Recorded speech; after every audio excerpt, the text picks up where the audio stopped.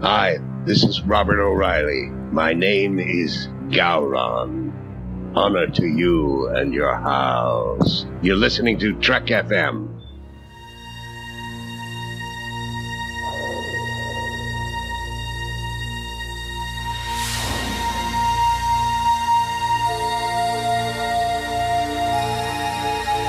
Earl Grey hot.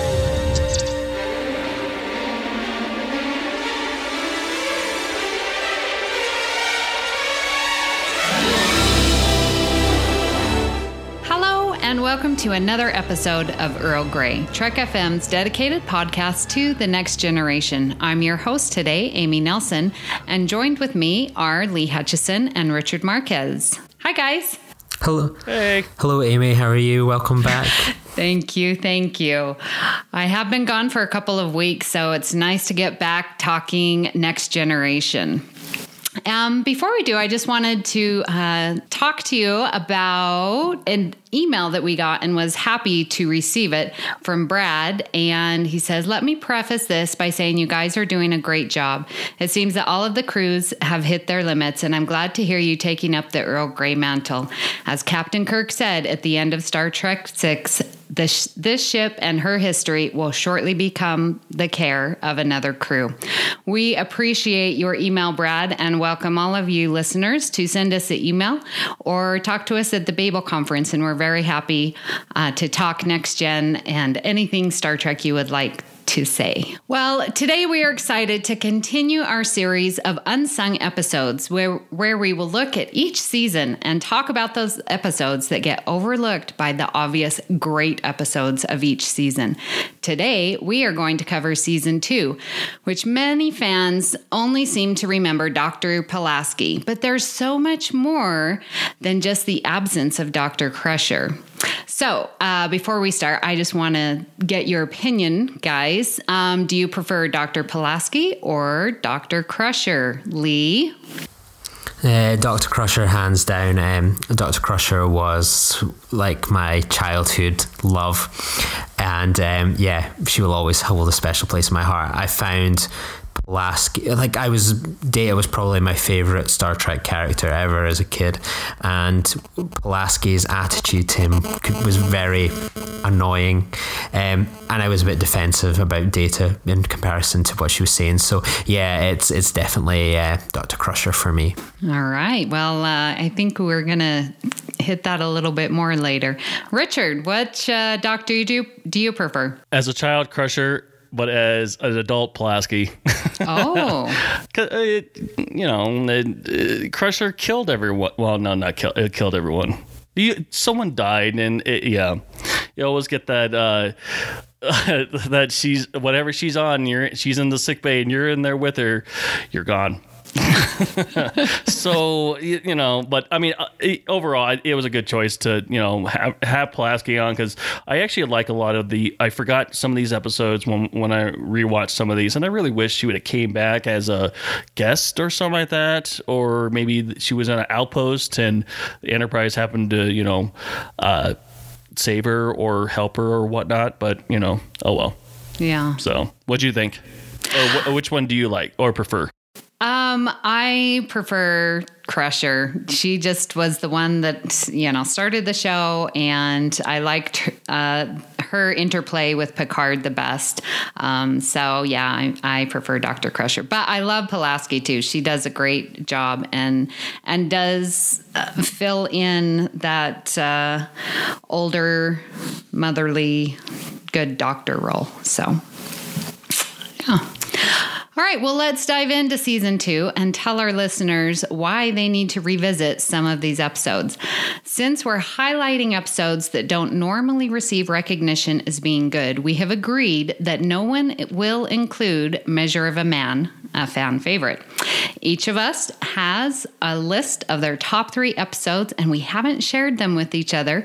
So we're not sure what each other's going to say, but I'm very excited. This was a very hard task because, in my opinion, there are so many great episodes that people need to revisit. So let's start. Richard, tell us one episode that you think people need to revisit. The child. No, I'm just kidding. I'm kidding. Really? Because I almost put that on my list. No. Uh-oh. Yeah, honestly, I didn't. I know the typical response for the child. I think it was a terrible episode, period. But not because of what others have said about it and consider it as a rape story. And I don't consider it as a rape story. I just think it's a terrible episode altogether. But it was a Well, I will respectfully disagree because I like the story. But that's just me. Okay. Okay. I'll edit that out, don't worry. So my first one is peak performance.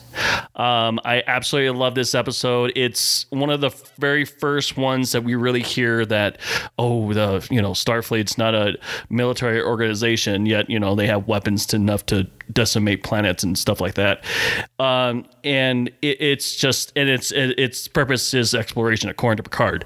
So, and it's just, you hear, I think this story is, you get to see more of Picard as, I guess, as a tactician, and you see that interplay between Riker and Picard more, and it's just a lot of banter. I think it's more of a fun episode for them to, I guess, get to know each other more. And on top of that, Lieutenant Burke, who is also Aaron Pierce from 24, is on this, and I absolutely love that. Yeah, definitely. He pops up. I think he pops up in every single TV show ever. Most definitely. So that's also icing on the cake. Yeah, I like peak performance, and that was, I wanted to put it on my list, but I thought, I bet one of the guys will put it on their list. So yeah, I've just scratched it from my list there. I picked it as well. Obviously, I try and pick my choices for something obtuse about the episode, and the reason I picked that is actually similar to what Richard picked for once. So we're in sync for once. I think the idea that it's showing Starfleet as sort of moving away from kind of a peacekeeping armada and the war games exercises is an interesting step towards kind of the militarization that we see of in Star Trek that kind of creeps in here and there. We'll see it in the Undiscovered Country in a few years' time, into Deep Space Nine, and I think that's an interesting stepping stone to show that it's not all just peacekeeping. Yeah, in this 24th century. Awesome. All right, well, Lee, give us one of your picks. Yeah, I'm going to come out of the pitch swinging. That's what they say. Is it baseball? Is it? I'm going to come out swinging. I'm going to go with Shades of Grey. Shades of Grey is an atrocious episode, hands down.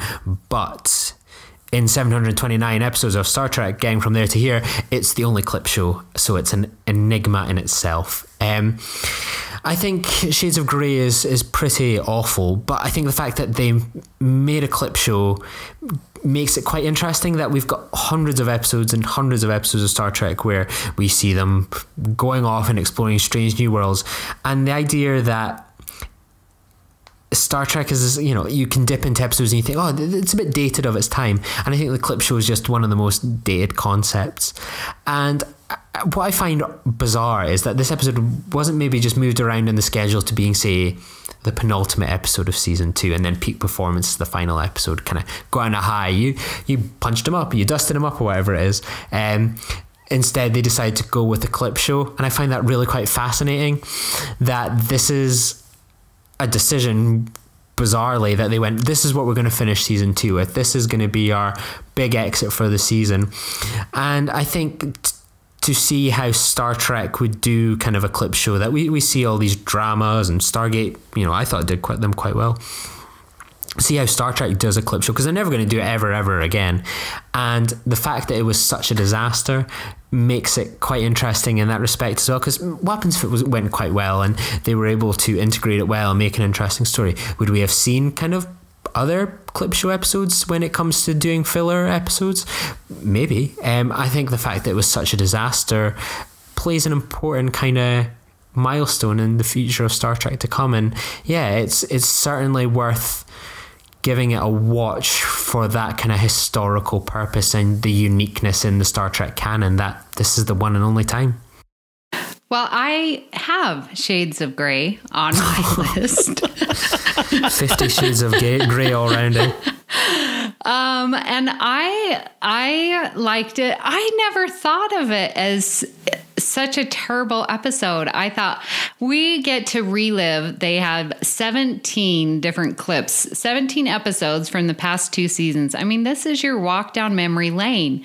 And what I like about it really is the thought process that goes into it. So normally you're thinking, well, in society, it's like, ooh, the feel good, thoughts that's what's going to cure you, oh, you need to stay positive and and that's no, it flips it and says, all right, we need to get these bad feelings, these negative emotions, and that's what's going to overcome this virus thing that's spreading. And so I like that switch that you are recognizing that these negative thoughts and feelings have a place. And I think it makes for, someone who's thinking about it, it's like, yeah, you have positive and negative, and there's reasons for it. And so I think that they did a good job in recognizing these negative feelings and recognizing them as good,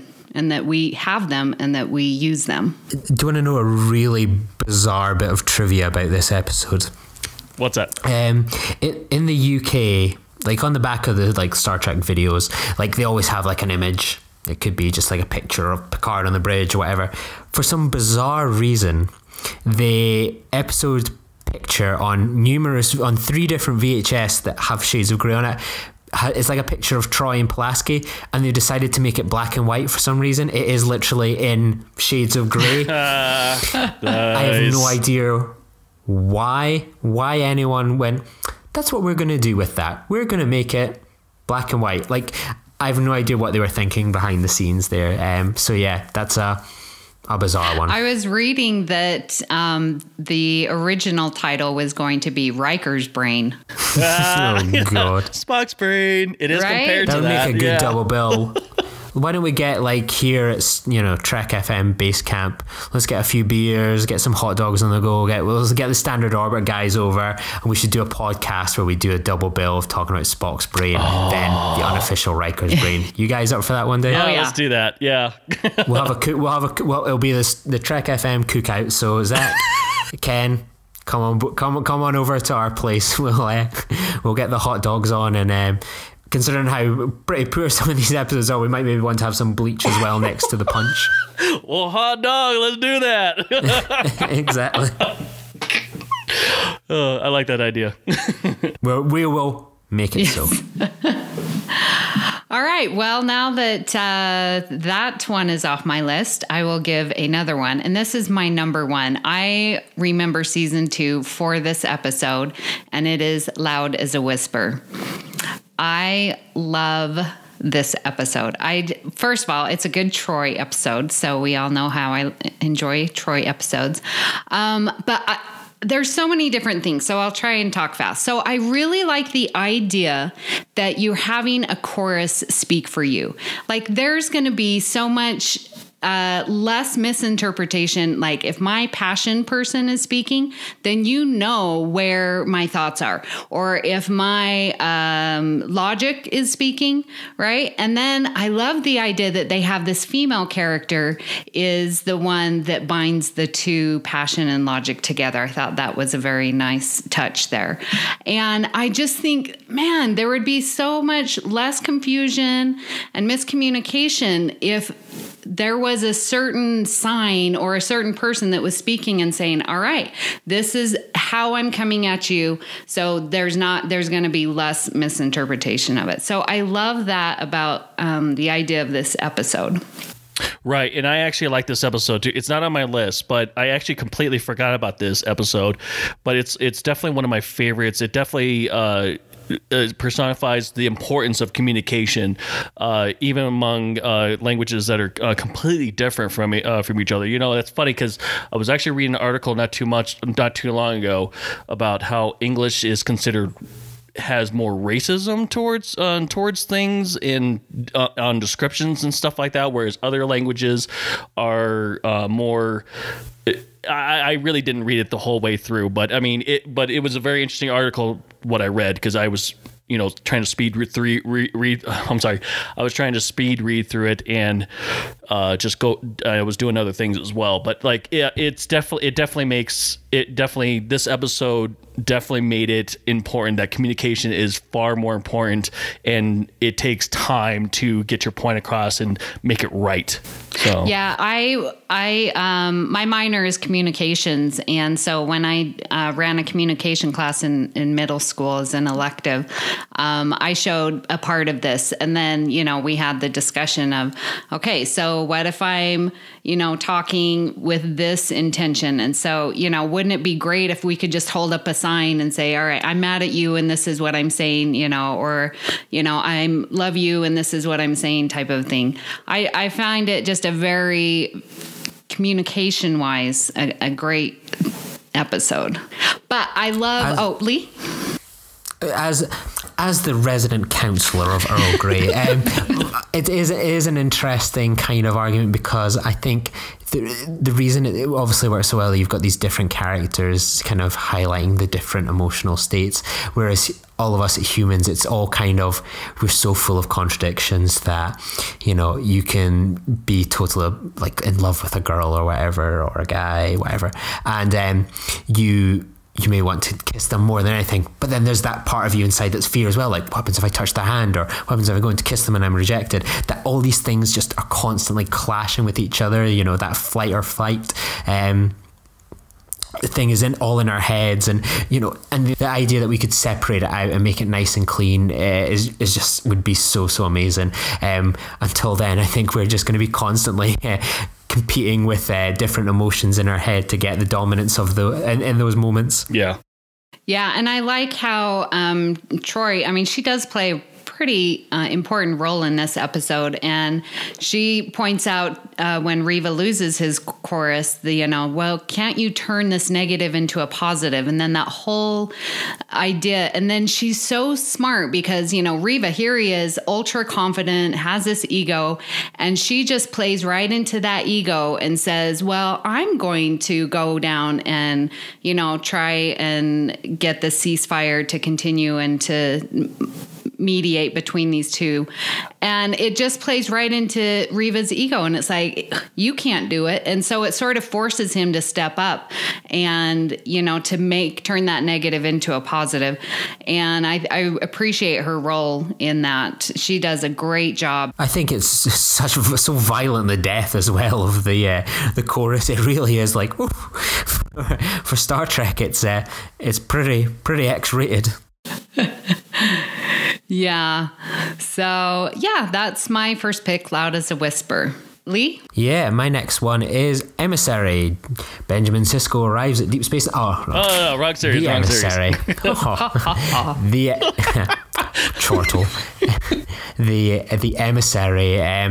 It's probably one of my favourite episodes of season 2, and the reason I kind of have picked it, not necessarily because it's a really enjoyable episode, and it's pretty well loved anyway, but I think the idea that it really is kind of continuing to build the Worf storyline in an interesting way, that we now have kind of Kalar brought in, and it really continues to build and flourish the Worf character, that we now have this kind of emotional investment for Worf, where until just now we've basically seen him kind of lusting over kind of Klingon women that are imaginary and fighting creatures on holodecks.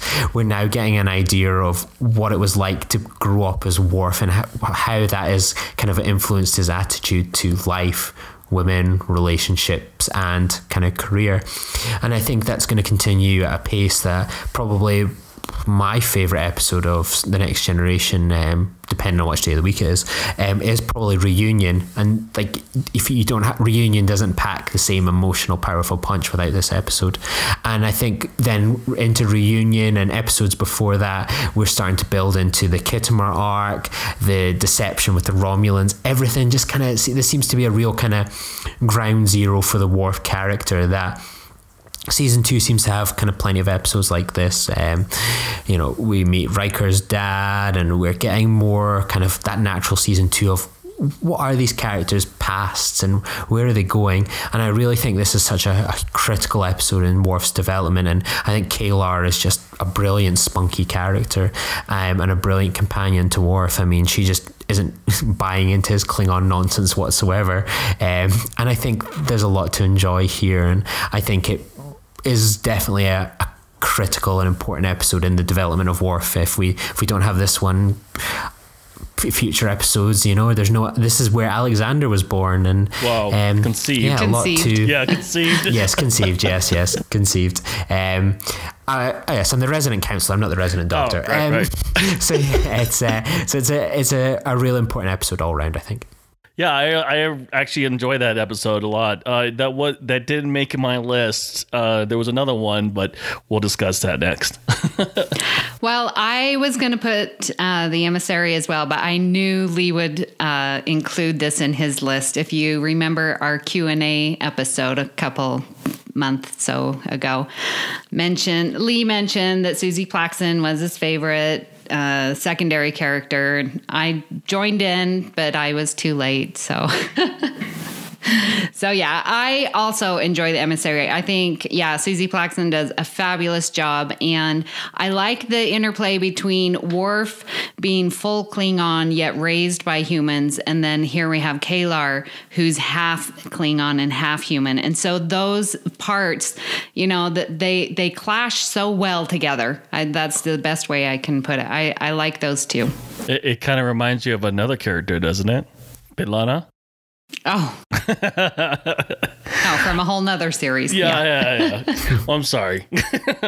You should watch Voyager then. Yeah. Well, that is a great pick, Lee. Richard, give us another one. So I chose before Emissary even airs, A Matter of Honor, and that's basically Riker serves as an exchange officer on a Klingon warship. It's one of my favorites. I love the banter that happens on board the Klingon ship. It's so much fun to see another side of the Klingons, because, you know, you would think that, okay, so yes, I know everyone knows that I was in the military. Yeah. So, but like, you know, you have that hardcore, you know, everyone's in that mentality that we're going to go to war sort of thing, but you got to have a downside and a sense of humor. And that's what I love about this episode, because it reminds me so much of the banter that I had when I was in the military. And it's some of the jokes are just, it's something I would say too. So that's what I love about this episode. Man, you've got another one on my list. You guys are still in my thunder. It was nearly on my list, but I knew Richard, G.I. Marquez would have picked it, so I avoided it. Yeah, this is a great Riker episode. I really like how it shows how he keeps his loyalty with the Federation as well as his new loyalty with serving on the Klingon ship. And I love the way that the captain of the Klingon ship tests him, and he doesn't fall for it. That's really, really good. And yeah, like you mentioned, we get to see the Klingon culture completely different. We're introduced to their food and the gawk. Right. Oh, I'm not used to it alive. Yeah. So yeah, exactly. And that was the joke on every time. Okay. All right, here we go. We're gonna since you went there, we're gonna talk about it. So when they say it's like, I'm not used to it alive, it's like, would you like to try something easier? Maybe one of the females could breastfeed you. It's hilarious. Every time I had to show that to Jennifer, and obviously her response was straight. And I'm like, no, it's so good. Yeah. And God bless the 80s. Like you're saying, like we see now Klingon laughing and having fun, and that brings, like, their ship is their family. And so there's such similarities, you know. I just love it. And we get to see women serving, you know, as warriors and stuff like that. So for introduction of the Klingon culture, it's a great, great episode. And I like also the idea, like, and this has hit me too, like when Mendon, or is it the other guy? You know, that guy. The one that Wesley confuses, Mendon. This is so racist towards the Blue Man I group. know, right? They all look the same to me. That's what I think when I see Wesley. Anyways, so he's learning the protocol of the Federation. And for me, that just really clicks because you've got to know when to change protocol and when you're in different situations and what you need to do. And for me, like I've been a teacher in 3 different states and with countless districts. And each time that I change, it's like, well, I think I know what I'm doing. I'm a good teacher, but now I have to change how I do things because I'm in a different situation. And so that just really spoke to me, is that because it's like, yeah, there's some things that, some schools, focus on. Anyways, so I thought that was a really good episode to highlight the differences in the way that people serve across the Federation. Right. And you bring up a good point about that. It definitely, because I noticed it with the military as well. I mean, different units have specialties on when it comes to like what their missions are for that specific area, and it's the same thing. And it's like, oh, it's not, no, we don't do the same thing there, where you just came from. You got to change your way of thinking, and yeah, it's crucial to I guess adapt. Yeah, and surviving. Right, exactly. And begins the Rob Bowman, Brian Thompson partnership that will extend through many, many episodes of The X-Files. Brian Thompson, who plays the Klingon, ends up playing the alien bounty hunter in The X-Files, and Rob Bowman becomes one of the directors and residents on The X-Files as well. So it's the start of a beautiful friendship. Indeed. All right. Who's next? I will go. Well, now that you guys have taken 2 of mine, good thing I have honorable mentions to talk about. So I will go to those. So one of my honorable mentions is Elementary Dear Data. And I like this, which is funny, Lee, you mentioned why you don't like Dr. Pulaski. I like the fact how she treats Data. It's so different than the rest of the crew. And yeah, it's not very nice. She's treating him like a machine. And that perspective, I think, is very unique because everyone else in the crew is just treating him like as a human, and he's not. And so that contrast, I really appreciate seeing Pulaski and Data interact. So I chose it for that reason. And I also like Elementary Dear Data because you're looking and you're trying to discern the difference between what makes a hunch versus a calculated outcome. Because in the Sherlock Holmes, this is the Sherlock Holmes episode. Dr. Pulaski's like, well, you didn't solve anything. You just put together these themes from previous books that you've read and deducted it that way. Well, isn't that what an instinct is? Isn't that what a hunch is? Aren't they the same? And so I like seeing that interplay between those 2 pieces that we have to deal with in our life. As someone that has visited the real Baker Street, as it were, this episode always brings me a lot of joy, and it always reminds me there's obviously Baker Street is a real street, and then there's this place where this building which is dedicated to Sherlock Holmes on that street, and you go in and it's got all these letters that people have submitted or posted to the address. It could be people from all around the world or people that have genuinely thought Sherlock Holmes is real, asking for his help, or young kids going, people have said you're unreal, posting it. It's almost like a kind of Santa's grotto for this letters collection. And this episode just always makes me think of that book in that building. It gets me every time. I actually like this episode a lot. It didn't make my list, so I'm glad it didn't get robbed on the list. But watching over this episode, he kind of would ruin a mystery dinner party. Because I couldn't imagine someone like that. But yeah, it's a good episode. Data. All right, Lee, give us your third and final pick. Yeah, it's the final countdown. Samaritan Snare. This is the moment I'm expecting Amy to go, for God's sake, you've picked the card. Samaritan Snare, nailed on, easy choice for me. Important for 2 reasons. First one, the pack lids are hysterical. I quite find them quite funny. They remind me of my brother. And it's all right. No, you're not. As if he listens to a Star Trek podcast. No, I think the Pat guides are quite funny. But the reason I picked this episode is kind of similar with Emissary. Is like the I don't know. You could argue what the A or the B plot really is in this episode. I think they kind of more go with the Pat Clids as the dramatic action thing, and it's less so kind of focused on Picard, kicking around a shuttle with Wesley. But you don't have this episode. You don't get potentially one of the greatest episodes of Star Trek of all time, Tapestry. And I'm sure a lot of people are now nodding their head going, oh, well, maybe Samaritan Snare deserves another chance. This is the episode that drops in Picard's heart problems and what kind of led to that moment. And we see a totally different side to Picard. And similar to a lot of episodes in season 2, we're starting to get a lot more character growth and development. And the idea that Picard has this artificial heart, that this stuffy old French captain, as if captain, had this rebellious streak as a kid, that he wasn't always the Picard that we kind of probably had this image of in our head. And I think it really is quite interesting that, once, maybe that's an episode for another day, a double bill of Samaritan Snare and Tapestry. And I think that, episodes like Tapestry kind of thrive on character development kind of being dropped in here. And I think Star Trek too often, you look at the original series and the amount of times little kind of things we mentioned about the characters and it would be never brought up again.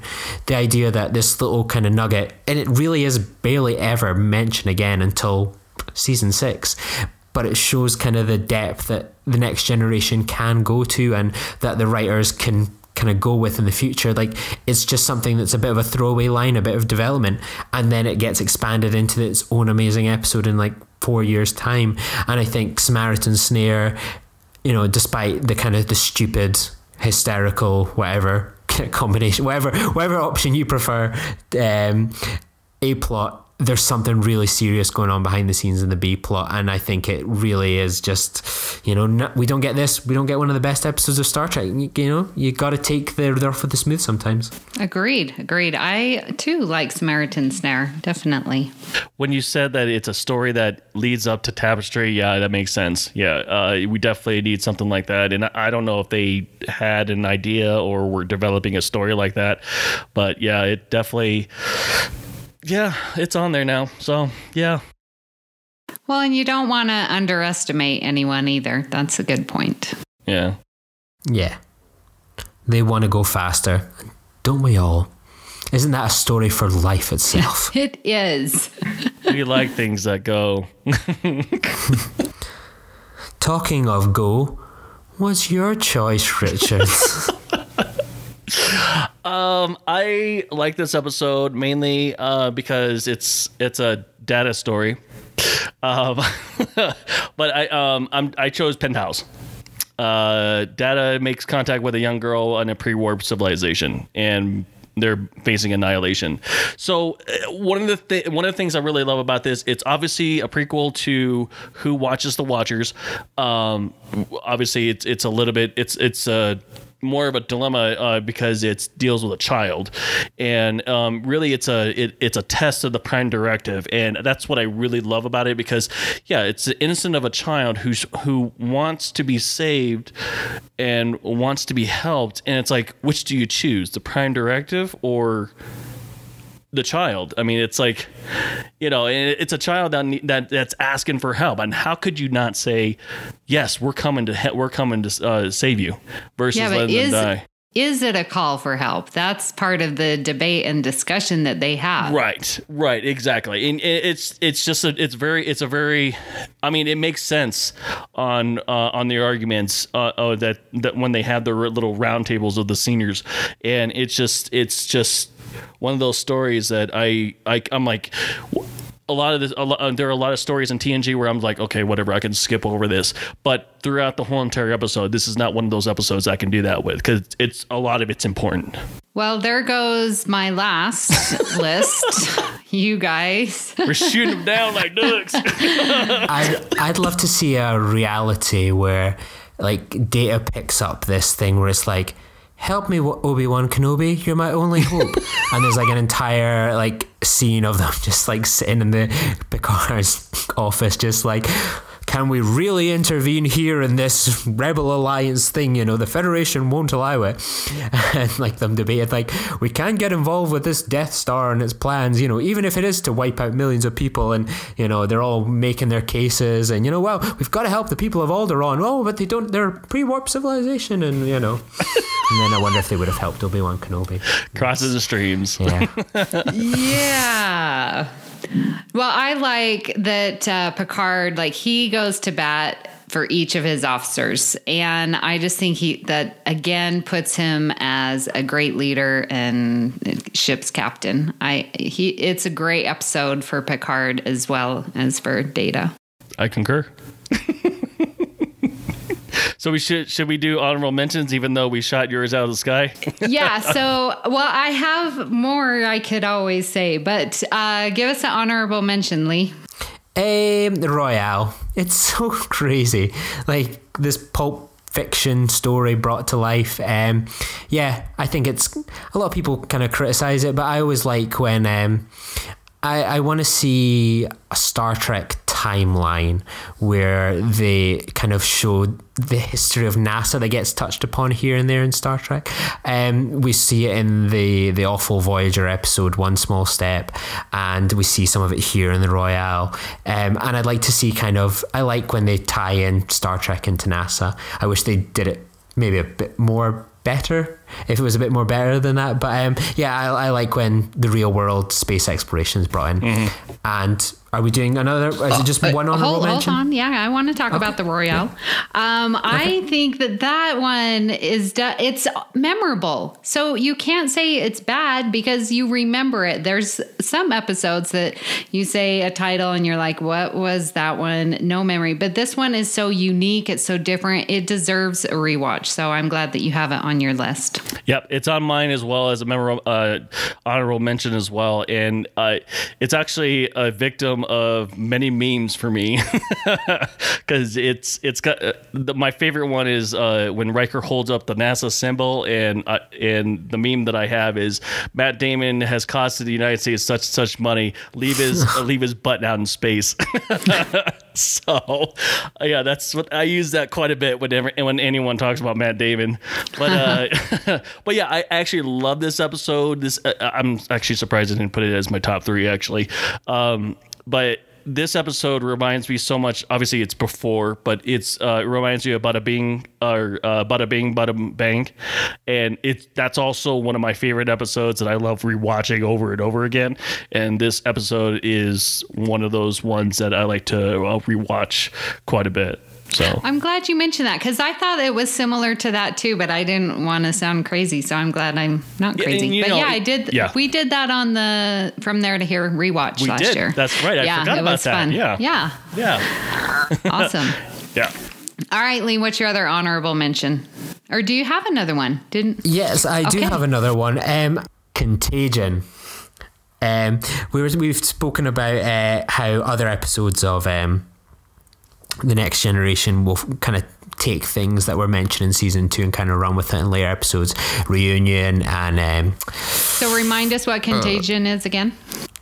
I was just building up to that. So we've got episodes that kind of will tie into future episodes. So we've got Reunion will come later, Tapestry, and we've got Contagion, where they go to the Iconian Gateway, and then it pops up randomly in season 4 of Deep Space Nine in the most violent, bloody episode of Star Trek ever, to the death. And I like the idea that the Iconian, this gateway that, there's all these gateways that were dotted around the universe, and I like that gets picked up again in Star Trek Deep Space Nine. I mean, Star Trek too often was a bit kind of insular, and it wouldn't kind of tie into the other shows as well as it could be. They wanted to stand on their own feet and not rely on the other shows, for better or worse in a way. I think it was kind of, nowadays it would be much more different, but I think obviously that's not what they wanted to do.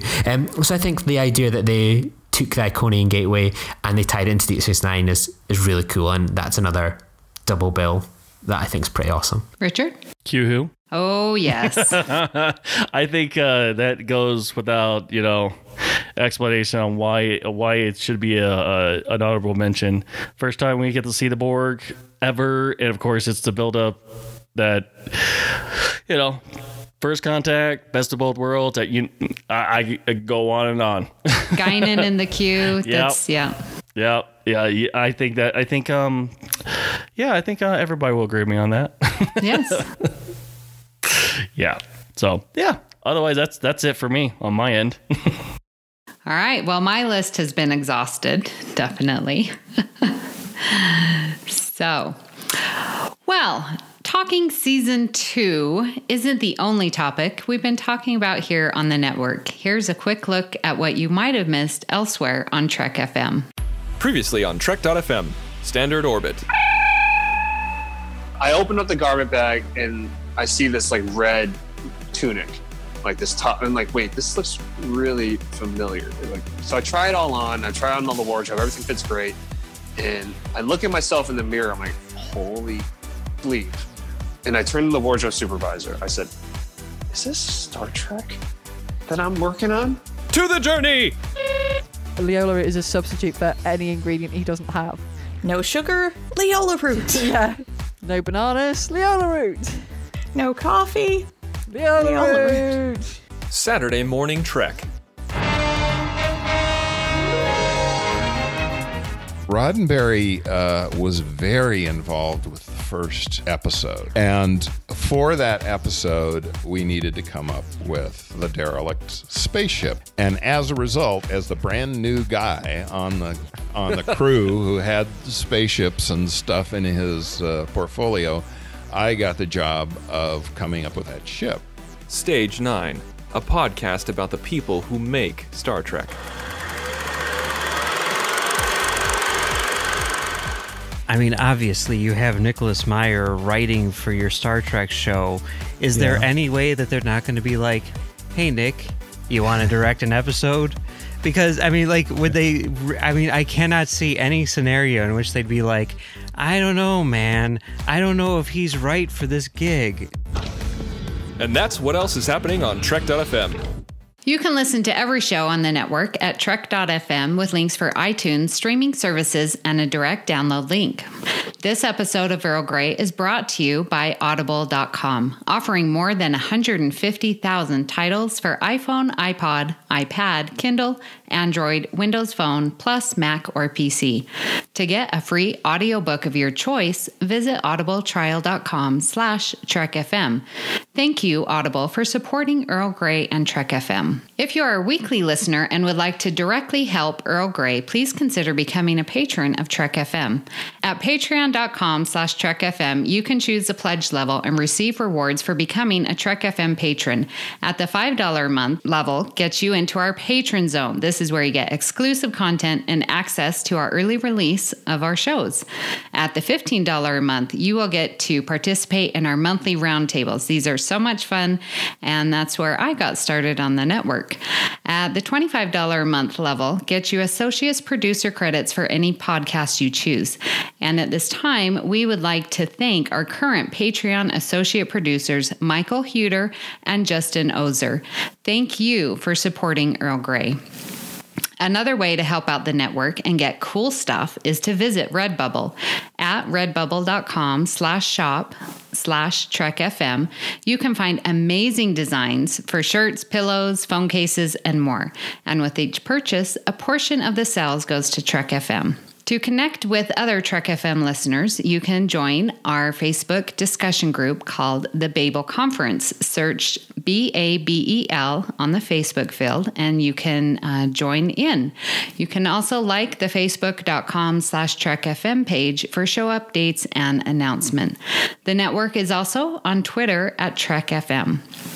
Now, if you would like to contact Lee, Richard, or Amy, that's me, visit trek.fm/contact to send us a subspace message, or you can find us on social media. So, Richard, where can people find you? Well, they could find me on Facebook at the Babel Conference, where I pop in here and there. And when I reactivate it, Twitter at xransom. Lee, what about yourself? Yeah, you can find me on Twitter at Lee_Nostromo. You can also find me at Star Trek VHS, sharing old school Star Trek VHS artwork. You can find me on the Filibuster podcast, talking about movie, geek and nerd culture, and the Glasgow's Green Football podcast, but I'm more behind the scenes there. And of course, you can find me on the Babel Conference here and there. And you can find me on Twitter at Miss Amy Nelson. And I tweet about what I'm watching. And I really enjoy the Babel Conference on Facebook as well. So you can find me there to talk all things season 2. Join us next time for another cup of Earl Grey. Today is a good day to die. They talk much, yet say little. Great joy and gratitude.